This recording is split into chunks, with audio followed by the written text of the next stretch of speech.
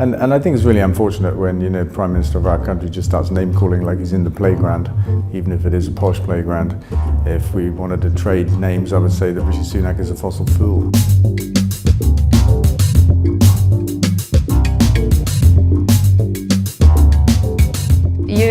You previously were a big donor to Just Stop Oil, which you've moved away from. You also previously supported the Green Party, but you're now encouraging people to vote for Labour. What do you say to people who have cared deeply about these issues for a long time and see Labour rolling back on its spending and have some concerns that Labour isn't really the party that is going to do what they want for the climate?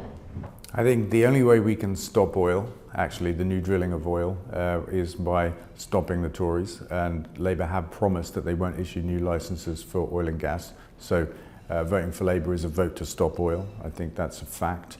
I think Labour will be the greenest government we've ever had, and it's a fact of our electoral system that only Labour or the Tories can win. So I would say that anybody that has green aspirations for and beliefs, for our country, I'm one of them. I would say, give Labour the benefit of your doubt, lend them your vote this election, and then judge them at the next election to see what they've actually done. I believe that they will do a great deal, but we have to give them the chance. The alternative is unthinkable. It's another 5 years of Tory infighting and economic decline of our country, and pursuit of fossil fuels, which is just madness. So, the Conservatives say that their plan for energy is what's going to kind of protect bills and keep them low.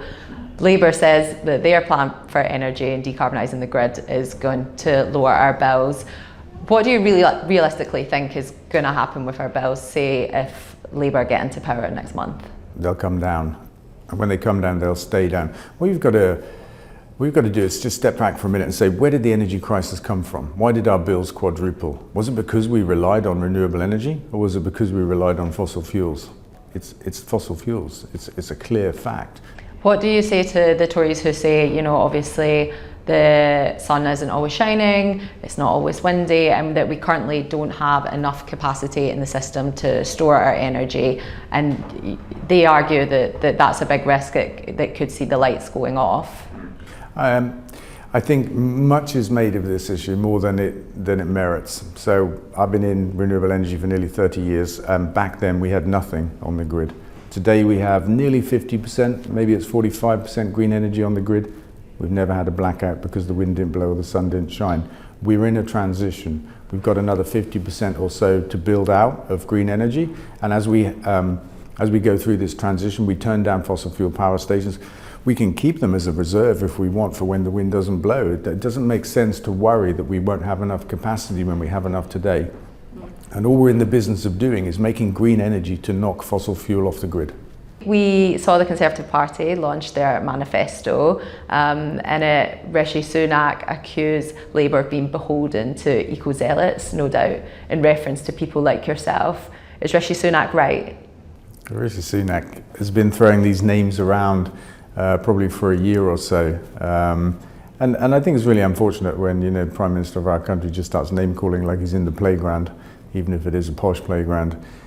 If you look at the facts, scientific and economic, then what we're arguing for, a transition from fossil fuels to green energy, makes perfect sense. And if we wanted to trade names, I would say that Rishi Sunak is a fossil fuel. Labour's big policy is to decarbonise the electricity system by 2030. Like you say, it's an incredibly ambitious target. I think Labour previously also had a very ambitious funding package, 28 billion per year, which has famously now been cut to 5 billion per year. Does that not concern you that they're rolling back on that spending? No, it never concerned me at the time, and I said so. The 28 billion was a number that came from the Climate Change Committee. They said that's what we have to spend every year to get to net zero. Labour adopted it a couple of years ago. It was quite exciting. It made a lot of sense. A couple of years later, the economic circumstances had changed. And when they said it, we didn't even know when the election would be. And so they would still be guessing as to the state of the economy. And they came out and said simply, look,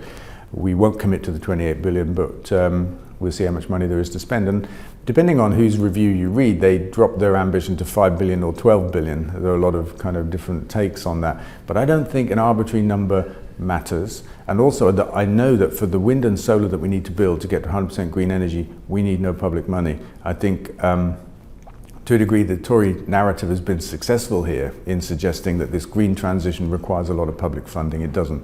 I think, though, that it's probably fair to say that there will have to be some sacrifices in Labour's plans because of that funding cut. What areas are you worrying that we're going to have to make sacrifices in terms of the green transition?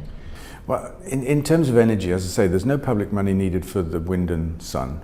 I'm not worried about that at all. In terms of Great British Energy, which I think is an exciting plan, that will invest in projects that make a rate of return. It's a business-like proposition. I mean, all businesses know that if you invest money in the right project, it pays its own debt, it pays its own interest, and it makes you a profit. And so I'm not worried about public borrowing for the projects that do need money. Because it's just a business-like thing to do. It's how we grow the economy, it's how we operate in business. And so I'm not really sure where the money needs to go. It's probably not in the sectors that I'm looking at or working in. I mean, even in nature, I don't think we need to spend a lot of public money. We just need tougher rules, like on water companies, for example, to stop them polluting our rivers. A kind of core part of GB Energy, like you say, is that the state can invest in projects that maybe private investors wouldn't choose to invest in, but is there also a risk in terms of where we are in the transition and where we are with technologies that GB Energy can end up making bad investments that don't provide a good financial return for the country? Yeah, I mean, I think that risk exists in all walks of life. Certainly in business, that's a risk that we're all used to taking. So I don't think it's likely, though. You just get the right people in GB Energy, and it's not hard to understand risk. Technology risk will be a different thing.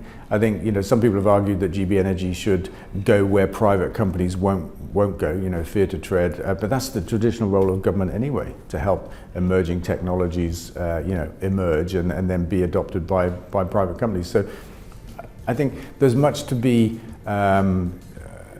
resolved in terms of the detail of what Great British Energy does, but the basic idea of public ownership of the 50% of green energy that we need to build next, I think is a good one, because that way we get the benefits rather than foreign energy companies.